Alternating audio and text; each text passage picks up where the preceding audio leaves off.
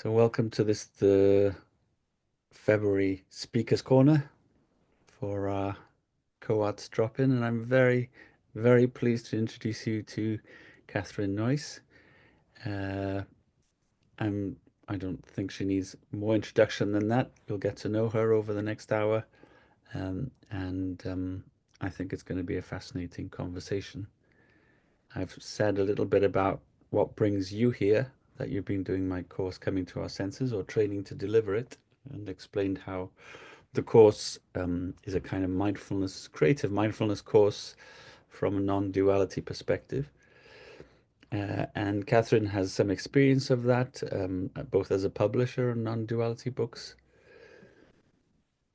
um, and also as well, you're not a non-duality speaker, really, are you, Catherine? You just did it a few in the early days, then you disappeared for me to I was never. you weren't ever, and then I discovered you and retrieved you. But also importantly, Catherine's been a nurse most of her career, I think, so she has that background, especially in particular since this course at the moment is being delivered to NHS staff. So I hope you have a nice chat, and over to you, Catherine. And thanks so much for joining us. Well, I'm not quite sure why I'm here, but you said I was a nurse for most of my career. Well, I wasn't. Oh, I had a variety of odd jobs, like a cook at a yoga and ballet school, and I do not really cook. And ended up working for an estate agent, selling commercial property. And one day I was 40. I was walking down the high street taking an early lunch. It's a lovely historical high street leading to the cathedral. And a voice said to me, "Do your nurse training." So I did. So I haven't been a nurse all my career. mm, But interestingly, because I don't do mindfulness, that doesn't mean I don't do it either. But how would any of you deal with these instinctive, how would you say it? These things that you know you've got to do, it comes into your head somehow. How does that correlate with actually mindfulness where you're just watching the whole time? Um, so I'm a bit ignorant, so I'm hoping that people in this group will inform me and I might make you laugh. So someone speak up, please. Help, help. mm. Tell us what the question is again, just to frame it. So, If you're practicing mindfulness, which is really, I get it. I mean, I think it's watching what's going on, and what and just with your thoughts either focused or watching them come and go like clouds in the sky. I don't know which, so you'll have to tell me that. But how do you deal with sudden incursions, sort of lightning-like incursions that really seem to have I say truth. What is truth? Suggesting pilot, but which really just seem to point at something that you've got to do, or you've got to see, or you've got to think about. How do you deal with that? Because that is not really what I imagine mindfulness to be, but I'm not the best person in the world to tell anyone about mindfulness. I'd be happy to jump in if you can hear me. yeah, I Yeah. can. Go ahead, Catherine. So I think DBT explains it really beautifully. There's lots of different ways of explaining it, but I quite like the way they've got circles. They've got the emotional mind, and what's the other one? Logical mind, and somewhere within that is the wise mind. And for me, when we go to mindfulness, it's allows us to access that wise mind. So we can do that in different ways, and watching thoughts come and go is just one way. And then through that, you can get that moment of clarity, that clearness, which is those insights. So I quite like, different, we might call them our higher self or something like that. I quite like the DBT calling it the wise mind. That'd be my first suggestion anyway. So it's sort of legal under the rules of mindfulness. I would say so, but uh, But other mindfulness teachers, such as Johan, might disagree, but I would say so. So now that's interesting, because what's the difference between the mind and thoughts?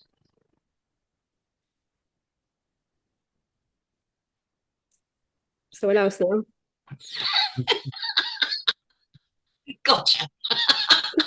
I was going to say the mind is where it takes place.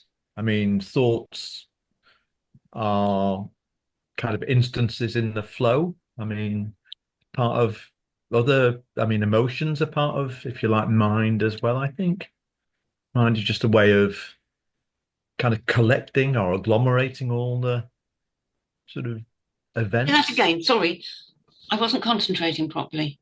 Well, I think that kind of thing. Oh, it's all in the mind. I mean, if we don't perceive it, it hasn't happened. I think that minds are kind of spurious, kind of add in.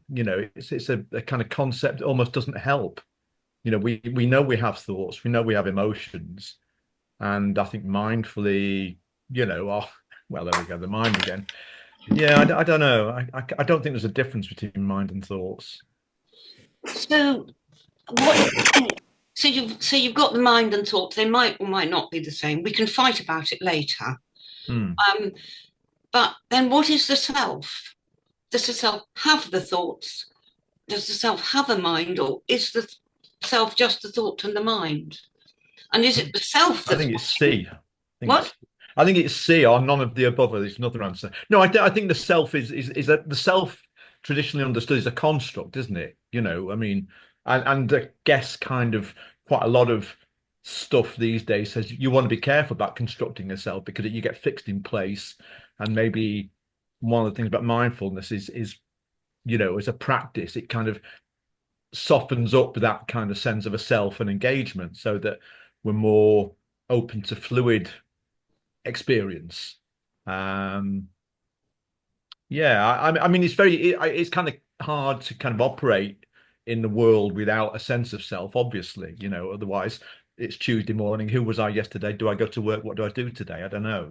But it's not to be fixed and defining ourselves, I think, by selves. It's interesting. I mean, we are so different, because what do I think myself? Well, here I am hijacking this, because I don't see myself as thoughts. And I mean, really, it's just really tedious to get sort of metaphysical, because it really isn't separate. It's some weird sort of game. It's not a game, no. It's some weird sort of pretense that we're different from everything. And yet we need to go on being in the game. And I don't really understand that, because everything feels like one, and yet it also feels separate. So with mindfulness, and I can't speak to mindfulness because I'm ignorant on it, so I will speak at great length. With mindfulness, it's like it's part of the game, but there's are we reaching towards something? Are we evolving? Or is it just like, is it like the Tao, which is just beautiful? There's male and female, and they just have this sort of power that just goes on and flows like water. And like water, it's very powerful. Am I making sense? No, I think that's exactly. I think that thing about the Tao is exactly how it is. I agree with you. It is weird to sort of, like you said about the separate self and understanding that exactly it's all one. But yeah, I think it made perfect sense. Yeah. Well, I'll tell you what. We were going to change the subject. We were going to talk about death. Is anyone interested in death? And having. Yeah. I'm thinking about it rather a lot, because I should be dying soon. So that is strange. But a very odd thing happened. I had some nice notes written out on my laptop so that I could just refer, and I said, well, use that, and then we'll do that. And it said, cannot access at present moment. try checking your browser. So all my notes are completely gone. But with death, what was I going to say? What is it that dies? Has anyone here ever actually been with someone dying and seen someone die? You have. Mm. Anyone else? Yes, Yeah. both of us. Yeah. I've seen lots of people die because that was part of my job. I mean, not hundreds, but actually possibly over 100. And I've been with quite a few people at the moment of death. And there's a couple of things I think where mindfulness, I imagine, Mrs. not being mindful, where mindfulness would be useful and where there could be a trap as well. Because I think when you're with someone who's dying, it's almost as bad as living, actually, dying, I can tell you. When you're with someone who's dying, you've got to be with them in a sense. You've really got to be with them. But you've also got to be, well, all of you, well, in some way professional. And professional also means dealing with, how rude of me, being with relatives and family. So how do we talk to people about death? And the other thing I was going to say was something dies, and I've noticed not in every case, and often probably because I was quite busy, when someone dies, all the stuff starts happening. There's a strange feeling of energy in the room. Has anyone else felt that?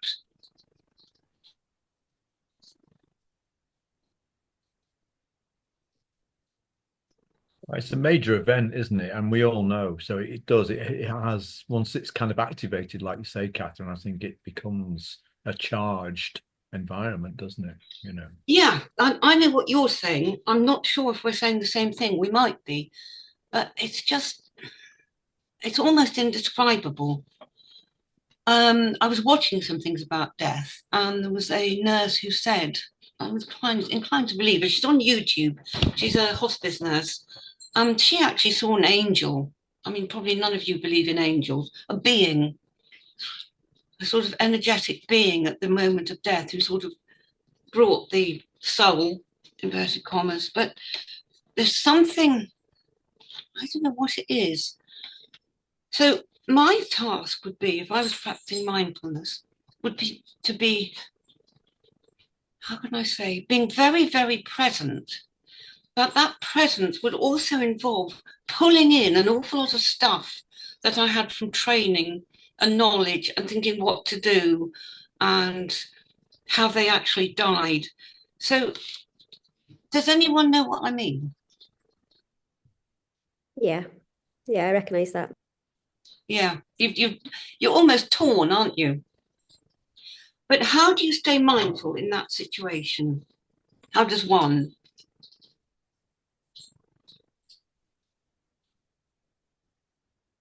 But that's I mean, Catherine, I think that idea of staying mindful is maybe a trap in itself. Yeah. I mean, because it's like that kind of, are we aiming for a state? Well, I don't think we are. No, we're I got it. Absolutely. It's not a state. No, go on. Sorry. No, I mean, that's it really. Like two pennies. That is, I think I had on my precious notes.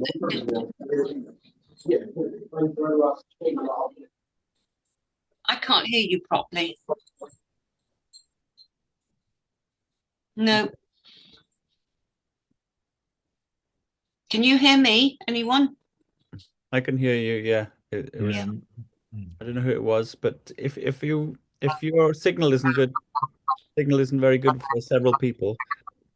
So if there's something you want to say and it's not coming through, just put it in the chat. Shall I look at the chat? It's all right. I can look at that for you. Oh, good. Yes, I'm not used to Zoom. I think that you can get, I mean, I don't mean to be rude about mindfulness. I think what this gentleman was saying, you can get on a mindfulness trip, and if you're on a mindfulness trip, you're not being mindful. That I bet you've told them that already, haven't you, Ewan? Well, I know I haven't, but we're approaching mindfulness differently because we're saying we're talking about our true nature here.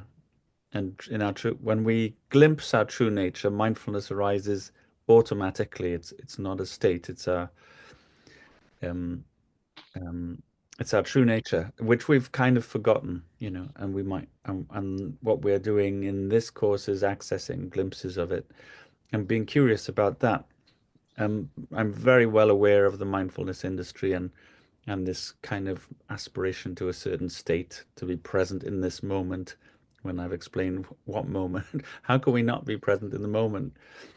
It's and how it becomes kind of rarefied and cliquey, and I've experienced quite a bit of that as well.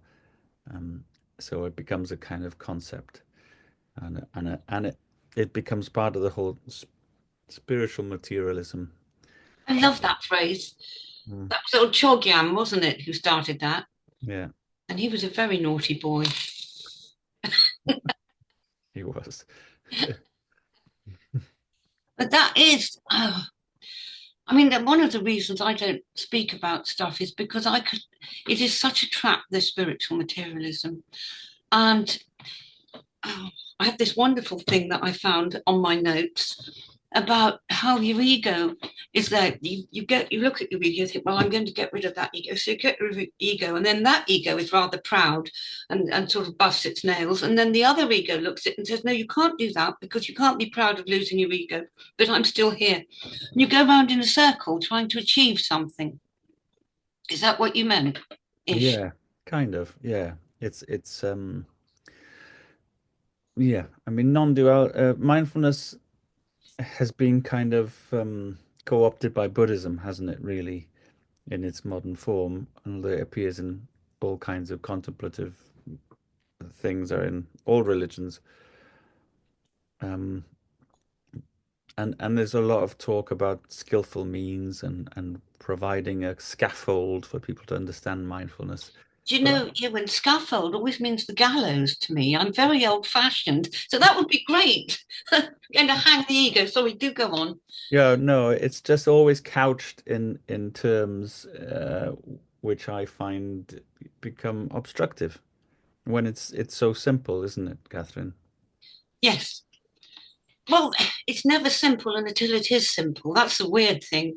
Mm, You can't, it's very, very mysterious, the whole thing. yeah.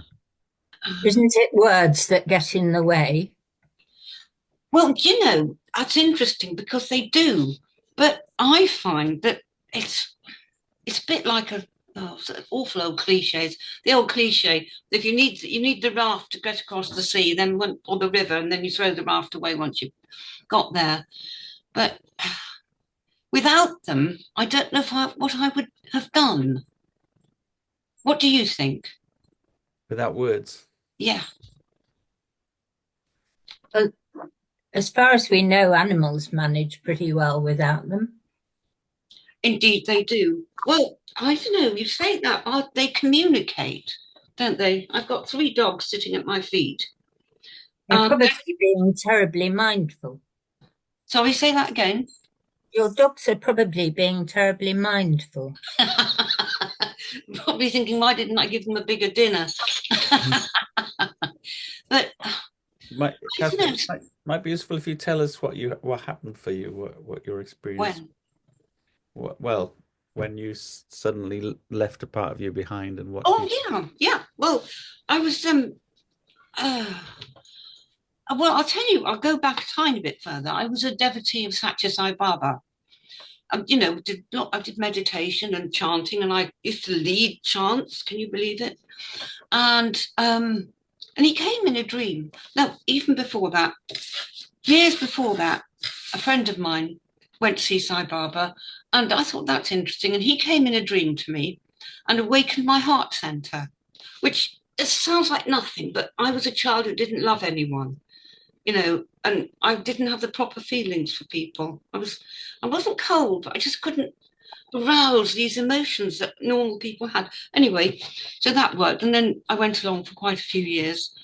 And then I had another dream, and he said, take a back seat, don't do this anymore. So he just cast me aside. Absolutely fine. I got no objection to that. And soon after that, Julian, husband, said, I was going to Glastonbury with a friend. He said, why don't you go and see Tony Parsons? Not the author, the other guy. So we started going to see Tony, which was nice enough. And that sort of freed me from dogma, because non-dual dogma can be almost as bad as any other sort of dogma. So anyway, I would just trolled along to London to one of Tony's meetings, and I was sitting on the floor. And when I got up, I left myself behind. It was really weird. I left Catherine behind. It was quite extraordinary because it wasn't like an out of the body experience. They're different. But this was, there was no, I don't know, it was the weirdest thing. And after that, things were never quite the same. But lots of things looked exactly the same. You'll be glad to know. What did you do? Did you go back? What? What did you do? Did you go back to get yourself, or what happened? I couldn't. It was just the thing. The Catherine thing was, I don't know. I would say it's a bit like sweeping away a spider's web, but I don't like hurting spiders. So, what was it like? I don't even think about it very often, but it was just a radical change. Radical. Good God, what cliches. If anyone says radical, run. Well done. You got out quick. And it's not like I've immediately become some sort of saint or something. I still like watching Star Trek. Oh, live long and prosper. Kabla.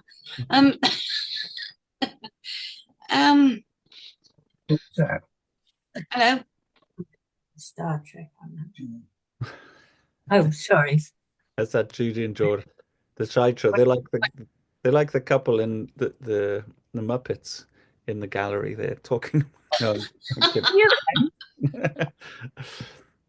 I'm joking. We don't exist, so don't worry about it. Well, you talked about and you said they've been hijacked by Buddhism, but really, I think both Taoism and Buddhism, they say these weird things like it exists, it doesn't exist, it neither exists nor doesn't exist. And you go deeper and deeper into these paradoxes, and you can understand them. That's the weird thing. It really is. I wouldn't have understood them before, and now I do, sort of, but I don't know if that's any help. And life seems, in some ways, it seems absolutely poignant and beautiful, which is strange, and yet evanescent. But the one thing I don't deal with well is cruelty and things like that. I find that really difficult. So I wouldn't say that I'm a fully enlightened person, because I have not really come to terms with cruelty that people inflict on other people and other animals. So what does anyone think about that?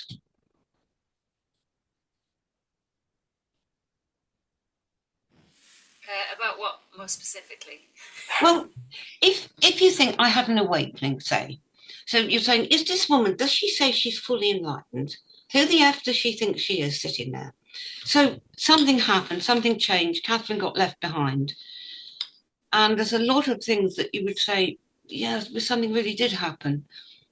And things do seem beautiful, and there's oneness and communication and understanding. But I cannot deal with cruelty. I can't watch extreme violence on television. I can't bear to see creatures and humans hurt and upset. And I think that makes me a bit inferior in some ways. I'm sort of joking, but I mean, Catherine, isn't that a measure of your compassion? And I don't know, without wishing to particularly go back to the Buddhist thing, but the kind of sense that there is a lot of discomfort or suffering or whatever, disease in the world, you know. And I mean, maybe the enlightenment is that it's there, and that's a fact of life and death, you know. Yeah, absolutely. So, I mean, thank God for death, really. We'd really be stuck without it. indeed. That's right. But see, death is really, I think, the least thing to bother about. But I think about it. What dies? That's an old question, isn't it? What dies? So if you left Catherine behind, Yeah, in your case, what dies? exactly. That's what I keep asking myself. Because I will be dead soon. I'm 70 something. I'll be gone soon enough. You know. Catherine, when this Catherine died, who then walked out of the room? Absolutely. Yeah, yeah. You're still Catherine. So are you saying that you kind of like shifted timeline? The timeline of that Catherine ended and something in you shifted, if you were to say that each direction that we take is choosing a different timeline, or that your soul kind of lightened to a different way, so you left a version of you behind, saying that there's lots of versions, possible versions of us. You left one version of Catherine behind and became another version. I'm a science fiction freak. That sounds like... Oh, but this is quantum. But we're getting into quantum now, and because I just wanted to weave into what you said, that I had spontaneous healing about Really? 20 years ago. What happened? I was doing a very deep 10-day gypsy workshop with lots of singing, breath work, lots of workshopping through pain and anger and love and everything. We were blindfold for days and stuff. So when at the end of it, after the breathing sessions, and we were on the floor, I was in like, you keep ourselves in this box. The whole thing was to push the walls out from the box, Yeah. So I was in a very frightened state because I was on the verge of having a diagnosis that I didn't want. So I was keeping myself very safe. What sort of diagnosis? A fatal one, or just? I had 3 to choose from: leukemia, lymphoma, or HIV. So, nice, good mix. Yeah. So I was keeping myself very small, and then as it progressed through the 10 days, I was like, oh, this room's getting big, and now I've got a lounge chair, and the walls are getting further away, and I made a lovely big room for myself out of my box. And then something happened, and all the walls fell, and it was like I was just spiraling through tunnels, and it was like going through the universe. And when I came out of that, I said, I'm going to be all right. This is wonderful. Okay. I'm going to be okay. And everything changed. And the way I still looked the same, and I still felt like shit. I still had to be in bed like every couple of hours, but I knew I was better, and so something shifted. So you could say that I left that version of me there, the ill version of me, even though I didn't look. I mean, my mum thought I looked shocking by the time I came back, because I'd lost weight as well, because you're eating blindfold and you just don't eat as much. So I was, and I couldn't hear her because I'd come off the plane, and because everything was swollen, the hearing had gone. So she's giving out to me on the way back from Bristol, look at the state of you, you've got a biopsy tomorrow, blah, blah, blah. And I'm just blissed. Like, she's like, what's wrong with you? I'm like, can't hear you. It's like, it's just... So I was in this bliss, and it was an all-knowing, I'm healed, I am okay. And none of the fear came in. Even when I sat down with the specialist and they said, it's probably going to be one of these, we need to test these. And I went, I think I'm all right. And I didn't go back. Yeah. That's wonderful. I don't think we're talking about the same thing, but I think that is just lovely. That is wonderful, really. If we're not talking about the same thing, can you more explain? Yeah. Who got up from the seat then? Well, somebody said, is it words that get in the way? Yeah. I see those as a similar thing. That's all. That's how my brain connects to that. Yeah. Well, there was something going on for both of us. But I mean, yours is just, what a lovely story. That is amazing. Mine was more, you've got me really stumped, because I don't think they are the same. There were similarities, but the thing.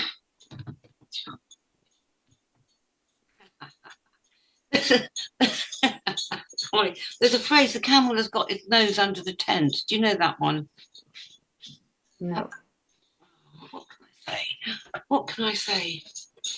Oh, and look, you're paying good. Well, you're not paying good money probably to do this. I'm sitting here thinking, oh, I'm so sorry about this. What can I say? Because I didn't feel better in some ways. I remember we got lost on the underground or something, and on the way back because we were in London, and I didn't feel calm and everything. But I think the ego had gone, and I'm cautious about that because I sound full of ego, don't I? You know, and if you insulted me, I'd probably swallow and take it, but there'd be some ego there. But this thing that really tethered me to being a personality, a character, and an ego, the tether was broken. But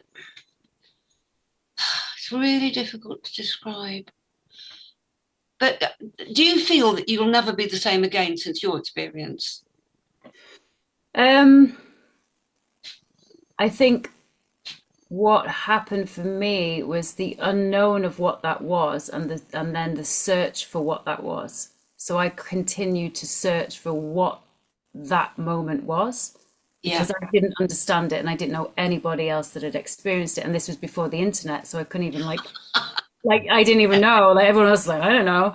You understand it now? I understand it more now because I've had some similar experiences since, and I had reminders as well. I had reminders, like that kind of pop of like, okay, so what are you going to do?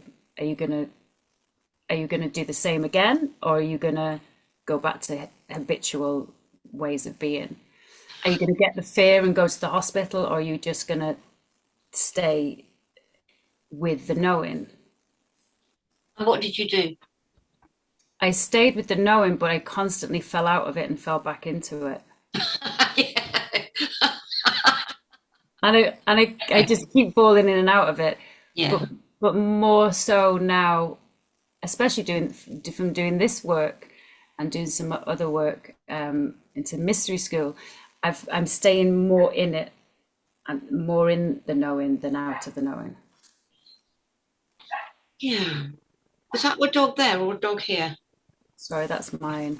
Oh, fine. No, because I've just telling you, we've got a newish dog, and I call him Yappa Arafat because he yaps a lot. No, mine feels awful things. It feels very non-dual, but it also, I knew what I wanted to say. What I find now is, I expect some people will have heard of Kabir, Rumi, and people like that, the Sufi poets. I say completely, I mean, WTF, who do I think I am, you know? But I'm just talking about Kabir. I get this extraordinary feeling here. I can't even read too much of his translated work because it just makes me want to cry. I think that's the embarrassing thing, actually, that things make me want to cry that are about, can you believe it, about God? The G word. In a non-duality conversation, I've said the G word. I will be shot. And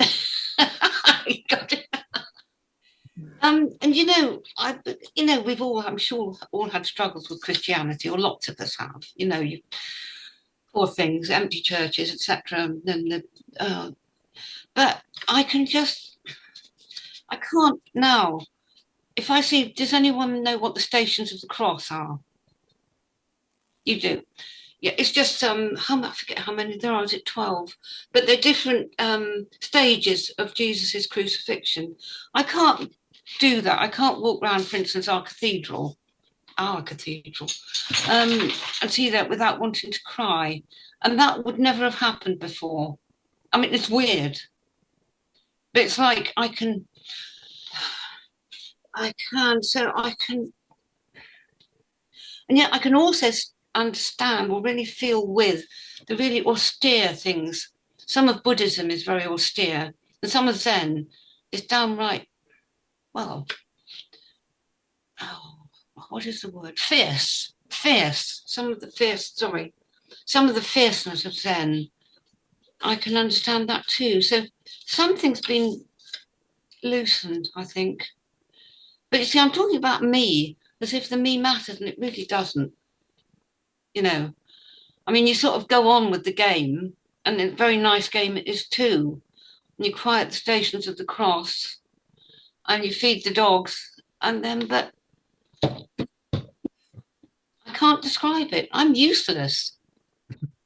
I'm useless. Are you going to be very sorry you'll wipe this recording? I can tell you, Ewan. No, not at all. Edit it. What? I had Catherine, I know what you mean about the feeling of love. I'm not religious in any way, but in recent years have leaned into Christ consciousness. Yeah. And after it's actually starting Qigong, because my Qigong master said working with the masters, and they can be you know, Jesus, Lao Tzu, Buddha, your grandparent, and he just listed off and I was like, oh my God, I can use any of them. I didn't even know I was allowed, you know, like I don't know who that is, but you know, let's find out. So I went with my Qigong master when it was matters of health. When it was matters of love or relationships, it was Jesus. And then when it was matters to do with career stuff, Buddha. I don't know why, but he was very helpful. And I kind of connected that way. It was almost like giving permission to, it's okay, you don't have to go to church, you can lean into. And the more then I felt into, so when the energy of Jesus comes, it's so full of love. And I had a big connection again this week. It's like the tears just flow, and it's just so embodied, like so much love. And then I listen to the messages that come in as well. But then, you know, an hour later, I can be feeding the dog and just getting on. It's like almost like the magic in the mundane, you know, we can have these like spiritual, like, oh my God, you know, and I did some magic then as well. I was out and it was like, my daughter needs to hear back from this job. Let's just put this energy out there, you know. And an hour later, she got the call that she got the job. I'm like, right, great. What else can we do? And then we did it for my partner's been waiting to hear about this interview for this job that came in the following evening. I'm like, okay, what do we really want? But it's leaning into them. Then what? Then what is that? You know, is it like, they're all things that you don't explain, that the mind can explain, the words can explain away. But being so in that love of tears, you know, I just thought I cried more because I'm perimenopausal. Because what? I'm perimenopausal. Oh, right. I could cry really easy. Yeah, absolutely. Yes, you men don't understand. You have no feelings. I only get to the second cross and I'm in tears. I don't think that we're the same, but I think yours is just brilliant. I really do. I think we're approaching from different ends. So I wouldn't do, when I say I wouldn't do, it wouldn't come to me to do what you're doing. I don't mean I wouldn't do that. It's just that isn't the sort of thing I would have done, but it just sounds lovely. It really does. Mine's. Don't you think we're in the same place but come from it from different places then? I don't know. Mine feels different, but there's a connection somewhere, isn't there? Yeah, otherwise I have no idea what we're talking about. Well, we shouldn't. No, I'm in the right place then. The Tao that can be spoken is not the true Tao. Right, good. That's why I like the Tao the best. Yes. Can I ask Catherine, because you kind of use the word game, but then you retreat from it. It's not a game. Yeah. But if there's a playfulness there, but there's a seriousness as well. Absolutely. There's an austerity as well, and a fullness and a lushness. Sorry, I interrupted. Go on. No, that's it. I'm just curious why you resist calling it a game, or because it's a bit nihilistic then, doesn't it? It's a bit of a cliche calling it a game, and it can sound a bit cold. Yeah. You know, doesn't it? it makes me think of that Victorian poem, Vita Lampada, play up, and play the game. That's a sort of very upper middle class British thing from a couple of centuries ago. The game. No, I can see what people mean, and I had to say it because it's not. I'll see if I can remember. Thus shall ye think of all this fleeting life, a star at dawn, a bubble in the stream, a flash of lightning in a summer cloud, a flickering lamp, a phantom and a dream. And that is from one of the Buddhist sutras. So it is important, you need the lamp, you need the stream, but I think if you say game, it sounds like you're not honouring people's reality. And I think I would like to honour it. And, it sounds really stupid, but if you look at little creatures, if you get that classic thing, get your teaspoon of soil, and it's full of the most beautiful little creatures, tardigrades. Do you know what tardigrades are? Yeah, I can't see them. Only they're too small. Yeah, they're just amazing, and they can live. I think they can live in space, or they're just extraordinary. So not seeing it all as a bubble in a stream, and yet it's beautiful. So is it a game? Not quite. No. Let's strike the word game from this conversation. Is it a ride? It's just a ride. There's Bill Hicks. Am I along for the ride? No, because a ride means that I'm using something to ride on. No, what is it? You tell me, Ewan.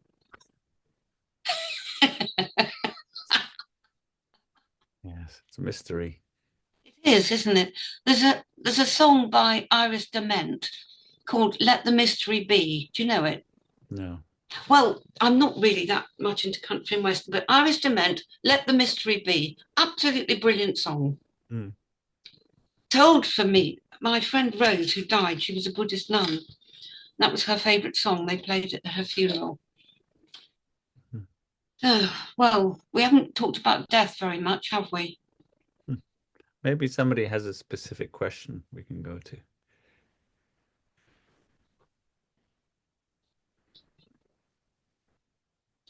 And there's some people, their signal's not so good, so they can put it in the chat if they have a question for Catherine. Catherine, I wonder, I wonder what you think, if anything at all, about, the so-called capital letters near-death experiences. Oh, I think that I'm all for it. I know. I think about it. I wonder if it's just the same way this is real and not real, and they are, but I'm convinced it's as true as this. I'm sitting here. Absolutely. Years ago, I've seen spiritualist mediums. I saw a very famous one called Leslie Flint, who's but you wouldn't if you've never been into it. And the people I've talked to, the books I've read, there's something going on when you die. It may be it's illusory, it may be just a bubble in the stream, but I'm absolutely. What do you think, young man? I think it's all just projection myself. I think. Do you? Yeah, I do. That is interesting. Yeah, there's this guy. There's a publishing house called New Harbinger. Okay. And the guy who founded it, Matt Mackay, his son was shot just cycling home for a robbery. And he's convinced he communicated with him. He wrote a book about it. But I've seen too many things. I've seen too many things to think that it is just projection, but the power of projection is strong. So what do you think happens when you die, young man? I think we just, what kind of interests me, Catherine, is that I've not had any of those sort of experiences. And I don't believe there's any kind of reliable contact from the other side, if you like, So I assume that we actually dematerialize and reconstitute as part of, the greater atmosphere or whatever, we rot and the worms eat us, and I don't know. Well, there's no death as such because everything just changes into something else. It's the law of thermodynamics or something, isn't it? Sure. No energy is ever lost. It's just transformed. So I mean, it's sorry, I was just going to say, Catherine, it's quite interesting. I mean, you know, the way that the kind of the tech bros and such like trying to upload their consciousness and stuff like that. You know, I mean, what is consciousness? I suppose is part of this. Sorry, don't get that's started how on long have that we got one. left? Yeah, that's right. No, and do you know there was we just saw something where this excuse me swearing, this guy said fuck death. Death is finished because they can actually upload so much of a person using AI, not artificial insemination, but artificial intelligence. And so you can actually talk to, it's just like the person who's died. And you can just, it said, there'll be no more deaths because we will have uploaded everything. I mean, that is just, that's just mad, but that's not the point. No, surely part of the point actually about Yeah. life, if you like, Catherine, is actually whatever we are, you know, it's like you say, it's to experience the bubble in the stream and like what do you call it? Kelly was saying, you know, to experience, I suppose partly to experience intense emotion, isn't it? And I don't see the yeah, I'll shut up. I'll shut up. That's me. You sound just like my husband. I'm not sure about this intense emotion for everyone because some people, I think, are probably lucky. They feel really intense emotions. I really, until I had that dream of Sai Baba, I had to imitate emotions a lot of the time because I just knew I wasn't normal. I don't know if I was autistic or what. I mean, I could pass for normal, but eccentric. Oh, look, he's got it. Good. um, so where were we? So it doesn't necessarily have to be lots of emotion. Sometimes there is, and sometimes there isn't. And I really rather envy people who are swept over by it. Yeah, I actually I agree with you. I think you're absolutely right. I tend to be personally probably quite sort of you know, not detached or analytic, maybe favoring rather than emotional favoring. So yeah. Yeah, which is fine. Which Yeah. is fine. I mean, I don't think we should beat ourselves up, or anyone with lots of emotions should. It's just the way things are. Because I think, yeah. So you don't think anything? Hello, go on.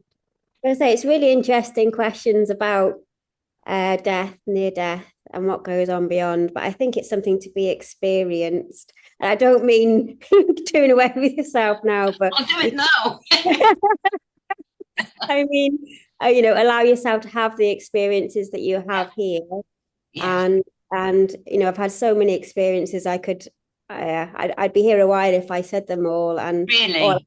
all I can say is I don't really believe in death, except for maybe as a guide to another I mean, place.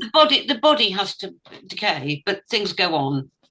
Exactly. Even the body doesn't die, does it? Like you were saying, Exactly. it goes to it. It's like I don't. Yes, I don't No. really believe. I've just seen so much. Yeah. My mind, not just you know. Honestly, I'll be here for ages. I'm writing a book at the moment. Oh, really? I'll give it to you for free. Maybe, Oh, if I finish editing, but and it'll include a little bit of it. Because it's just too much for my logical, open-minded, skeptic mind just dismisses. Like I did try dismissing it for a long while, but after a while, you're like, okay, all right, hands up. So yeah, be careful what you ask for. Because that you is can fascinating. have the experiences. But I was lucky to have the experiences after the training that I've had. So Really? when things happened, Mm. a lot of things happened. I was able to work with them. Wow. And did you have lots of emotions? As we're on the emotion thing. Emotions. Oh, God. When you said, "Oh, people are lucky that get to experience emotions." Oh my goodness, I experienced too many emotions. Sometimes I mean, I do. I don't know what they are. I'm starting to learn. I'm starting to learn to identify what they are. But yeah, I get so overwhelmed with emotions. But that's all right, isn't it? Oh, well, absolutely no. But it's interesting because this, you know, I can get up and leave myself behind, whatever that was, and experience. I mean, you know, and have a voice telling me to do my nurse training and stuff. But I'm not, you know, which I mean, changed my life. you know, completely different. But it's not hugely, it really isn't hugely emotional. It doesn't really seem to matter. It just works for some people, but it's interesting, isn't it? Is it the fact that if you have a strong emotion, you're likely to follow it because it's tapping. It's like tapping on the window and saying, listen, listen, listen. Do you think? Yeah, Yeah, absolutely. You think it's like something tapping on the window and getting you to notice? or whacking you in the head with a baseball bat. On your leg. Absolutely. Tapping if you're lucky. Yeah. Do people in England ever buy baseball bats to actually play baseball? Possibly not. Sorry, I'll keep moving forward because I've got dogs at my feet, looking rather worried at me talking to invisible people. So, I don't know. I'm just trying. I always remember though when Sai Baba came to me in that dream decades ago and woke my heart centre. It was like it was a different trip. It really was. It was fascinating, really. Yeah, but I've still never been super, super emotional. Well, I think I've said everything. I'm so boring, really. I can't imagine why I'm here anyway. You're all supposed to say, no, no, no, come again. Oh, it'd be great if you could come again, really. Well, I'm not really much use. But the good news is that the ego does decline somewhat after leaving yourself behind. So I'm not as upset as I might be about being an idiot. Do you know what I mean? I don't, you know, I can make a fool of myself. Well, who cares? So this voice told you to go and study nursing. Why? What was the meaning of that? Why did it do it? What did it have in store for you? Oh, just, I mean, do you really want to be selling commercial property for the rest of your life? What did it have in store for me? Nothing. It just seemed I mean, it's like some people seem to get told what to do and then they do something very purposeful. I mean, I just applied and did the course, and I've never really made big decisions about my life or my future. Just things seem to happen.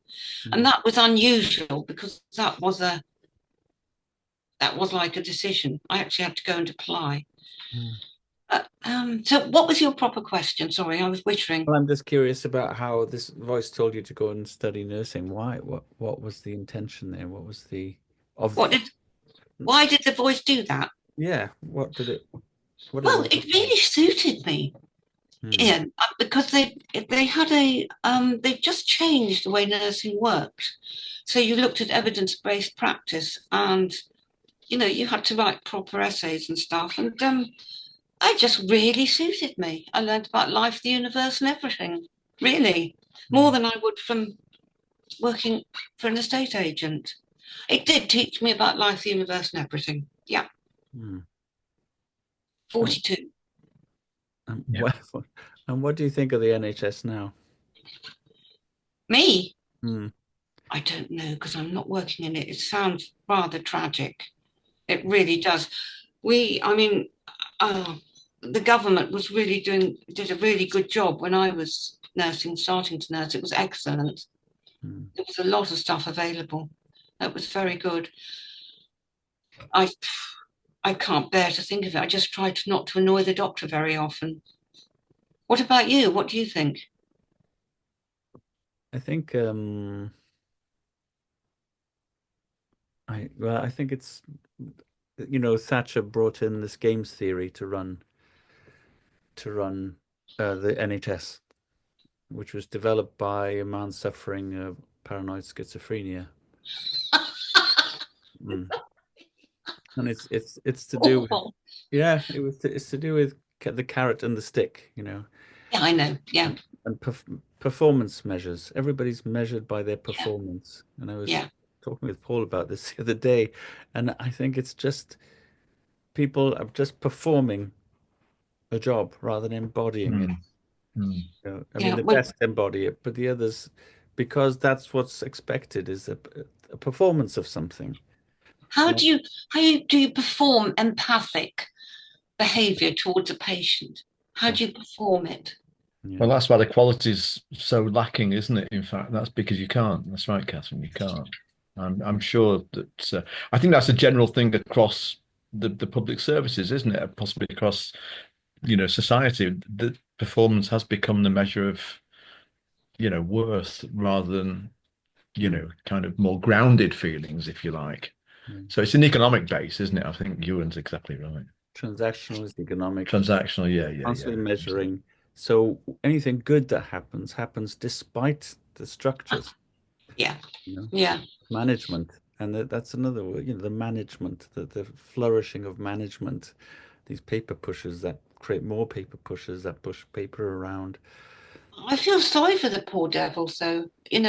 That's the thing. You see, one thing good that came out of whatever happened when I was nursing was that they've got far more nurse specialists now. They've opened up nursing.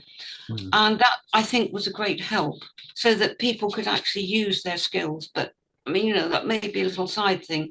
But there again, then you've got incompetent physician assistants. I hope no one is here.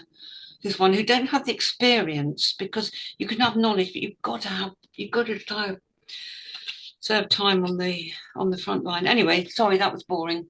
No, it's relevant, isn't it? And because people, I mean, since the pandemic, when people were dying in terrible, dire situation, because partly the performance of care rather than actual care. Yeah. And I know. I was lucky when I was training, and in my early days as nursing, I was really lucky that wasn't the case. Sorry, go on.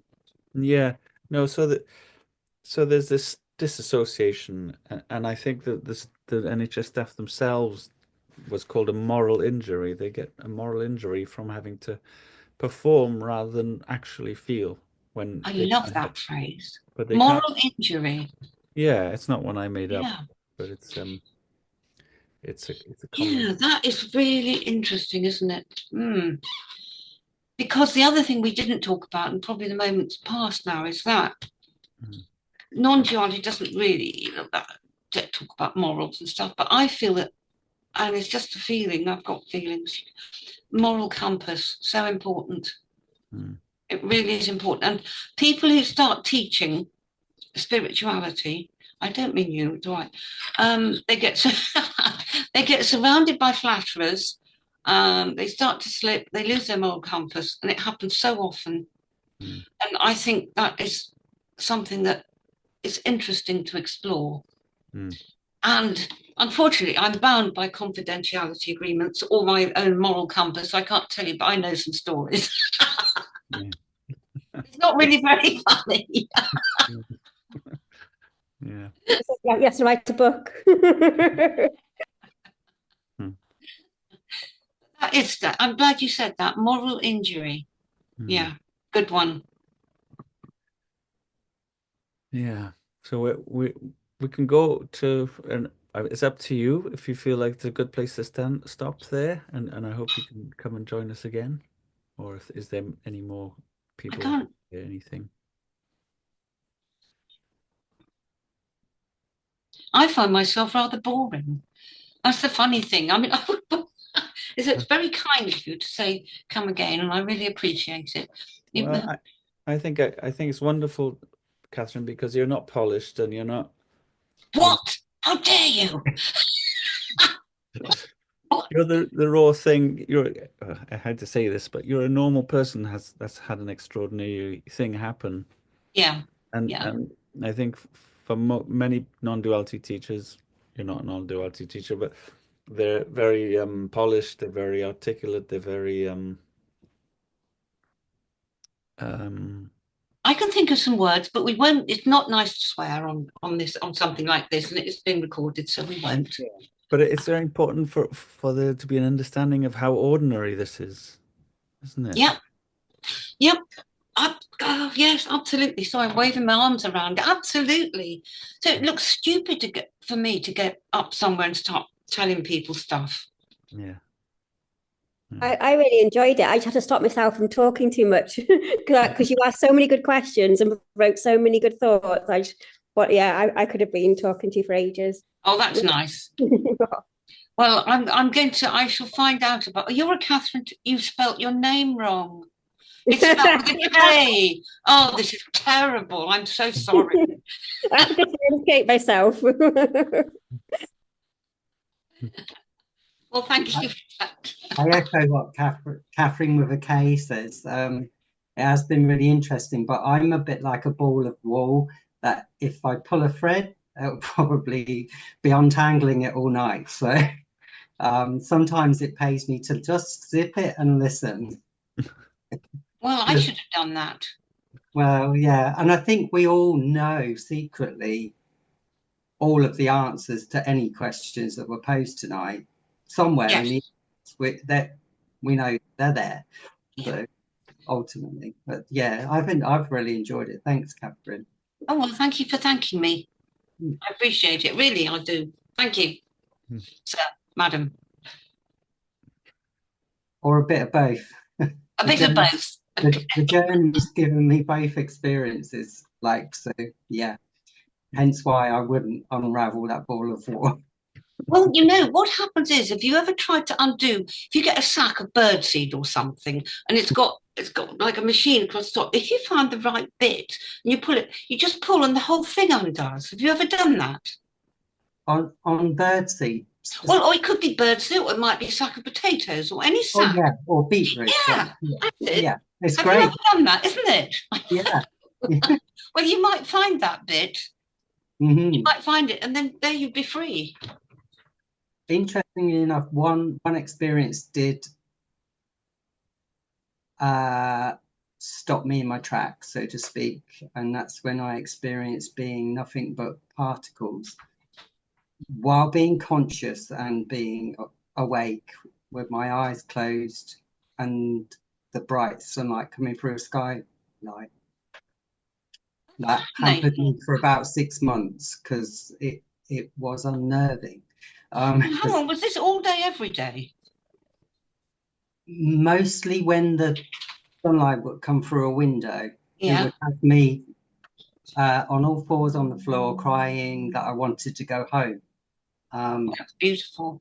Yeah, I mean, those 6 months, I didn't kind of see the beauty. I just saw the kind of almost torture.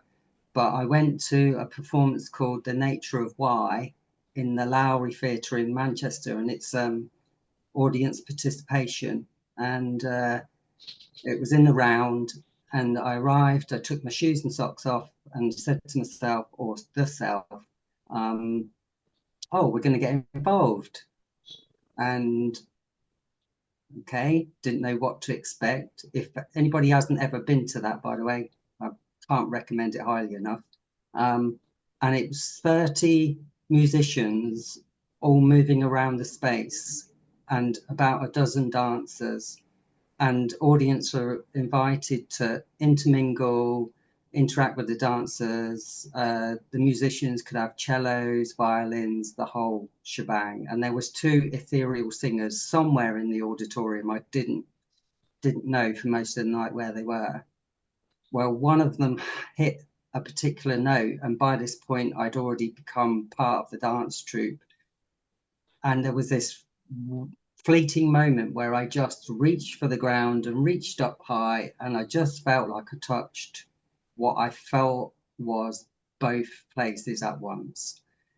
And that's wonderful. Yeah. it really anchored in that sense of, oh, right, okay.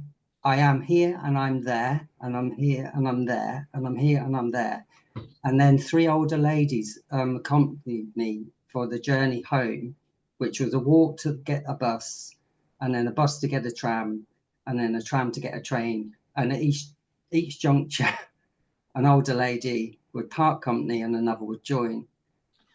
And then I got on the train to come back to West Yorkshire, and there was a full train, and older man didn't have a seat. So I stood up and said, oh, would you like my seat? And he said, are you okay? And I said, yeah. And each one of them asked me if I was okay. And I was like, wow, that was only retrospectively did I look back and think, was I being checked up on? they say that I was okay now. But when I did speak about this to a few people about a month or two later in some workshops, somebody mentioned cellular memory. And 4 months prior to that initial experience of being nothing but particles, I'd had major surgery in December 2018. So I would have had a general anesthetic. And part of me wonders, because I like to marry science with spiritualities wherever I can to make some sense and reasoning. And I did wonder whether what I experienced was actually all of the 30 trillion or so cells all being conscious, the conscious within each cell, because that's the only way I can describe it. I felt like I was experiencing a conscience within like millions of consciences. So I couldn't fathom it. I think that's why it was so unnerving. So it's fascinating because individual bits of us do have their own consciousness. I think that is really interesting. Yeah. So I think that's cellular memory, and then we talk about death, and it never really. It just goes somewhere else. It becomes something else. It becomes someone else. It becomes something else. Then that does mean that we're all essentially becoming something else, and the conscience with it. So we are also made up of other people's dead bodies, aren't they? Because everything it's like that people say we're all made of stardust. Well, I say we're all made of other people's corpses. Seriously, we are, because where there's nothing else, there's just what's there. That is fascinating. Yeah, but these experiences, as I'm sure so many of us have got, and I think that's what draws us to find answers, doesn't it? On a spiritual perspective is because of those experiences. Part of my reason for coming tonight, as well as turning up as often as I can, is because I'm going on a journey to become a celebrant. Become a celebrant? Celebrant, yeah. In what for funerals specifically. Oh, really? So I'm intrigued to know how I can best serve those that I'll need to serve, with that's a really good thing to do. My goodness. Yeah. It's always good to pronounce people's names correctly. Celebrant 101, pronounce the names correctly. Yeah. That is a wonderful thing to do. But you'll be doing marriages as well? Most likely, yeah. But I'm doing the training with an organisation that have created a diploma for it, rather than, because legally you don't need a qualification. No, anyone can do it. I feel it's better to be best served. Yeah. Well, I think that's really important, because you don't know what you don't know in that sort of thing. Yeah.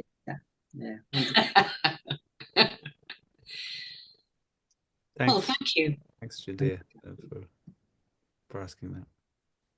Is it goodbye then? It might be. Yeah, it might be. Feels like there's one kind of thing that we haven't talked about that is such a big part of death, which is grief, isn't it? Oh, it's a bastard. It really is, isn't it? If I say if I say the word bastard, it always makes people laugh. Do I pronounce it oddly? Yeah. I think grief is a whole crikey. I grieve for the planet, let alone people who are dead. I don't grieve for people who are dead, actually. No, I always think I wish I'd been nicer to my parents, and I miss my friend Rose, but I don't grieve for them. That's interesting. Do you? No, I don't actually. I think, no, I don't. I think it's different when you lose a child, though. And I do miss some of our dogs. Yeah, I think I had a similar experience to, Paul Hedderman, the non-duality teacher. So he talked a lot about his Uncle Frank and his mum asking him to come and say goodbye to Uncle Frank in a coffin. And he was only 11, and he looked at him and said, "That's not Uncle Frank." Oh, he realized Yeah. That's the Yeah. body. At that age, he knew. That's not our body. And I had the same with Yeah. my father's body when I saw him, and I thought, well, that was never my father. So if that It's wasn't my weird, isn't it? father, then Yeah. what is he? And if he Yeah. wasn't his body, then he was never the body. So he's still here somehow. You know what I mean? So he's not in person, but I don't feel that loss. No, I'm the same. But I do think that it's easy to say, Hmm. and I'm careful with myself not to assume that other people feel like that. I do think there's something biological going on when you lose a child. Hmm. I don't know from experience, but Yeah. well, I'll miss you when you die, Ewan. But I probably will die before you. That's That's funny, isn't it? What do you mean? How dare you? Oh, well, it's coming to all of us, and we don't know what it is. no. Are you frightened? I'll tell you what, one thing really bothers me is that I'm devastatingly untidy. You wouldn't believe it. I really got to get all my bits and pieces in order. I'm frightened of leaving a mess for Julian to sort out. Hmm. That's what bothers me the most. I don't know. Are you frightened? I'll say no, but I don't know when it comes to it. I mean, I've been in situations where I thought I was going to die and I was terrified in airplanes and things. The body's frightened, definitely. It's a natural thing, isn't it? Yeah. Um, Yeah. I don't know. And I think I would probably fight to save my life if I was attacked. But the Buddha in a previous life gave his body to a tiger to eat because it was hungry. yeah, and he I choked mean, on. yeah, with that skeptical sound. Well, Yeah. well, he died on a fish bone, didn't he? He choked on a fish bone. Oh, yes, but that was that life. This was the tiger was in a previous. From a previous era. Yes. The first time I died, I didn't want to come back. I did need death experience. I didn't want to come back. I was forced back. I wasn't impressed. Really? Second time, I recognised, I clocked what was happening, and I made myself come back. So I don't think I'd be frightened. I'm frightened more of the time before death, in case it's painful.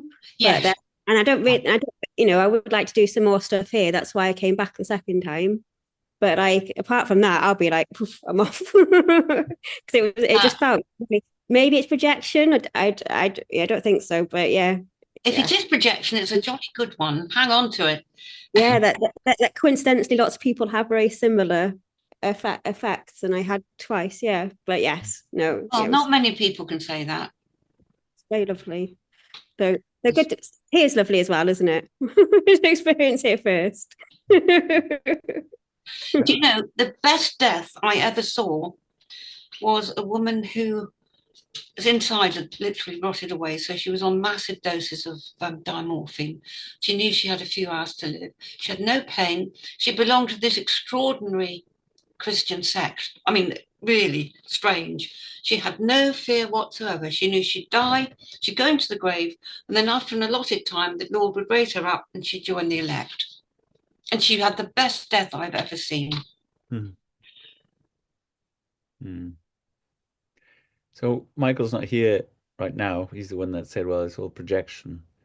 Well, maybe everything is projection. This is a projection. Yeah, could well be. Absolutely. Yeah. Yes. So it being a projection doesn't devalue it at all. It's just. I suppose that's a bit like the game, isn't it? Projection. Projection I prefer, though. Yeah.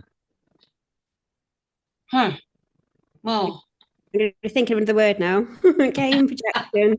There's something.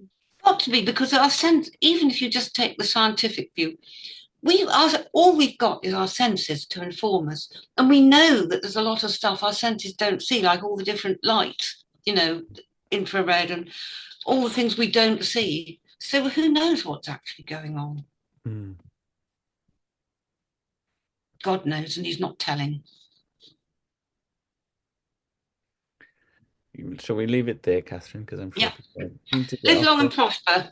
Yeah, lovely to see you. And please come again. And thank you for having me. And, I think it could go on forever, couldn't it? I'd love to hear what other people's feelings of death, Yes. what their own death is. And Yes. It's something we don't talk about often, is it?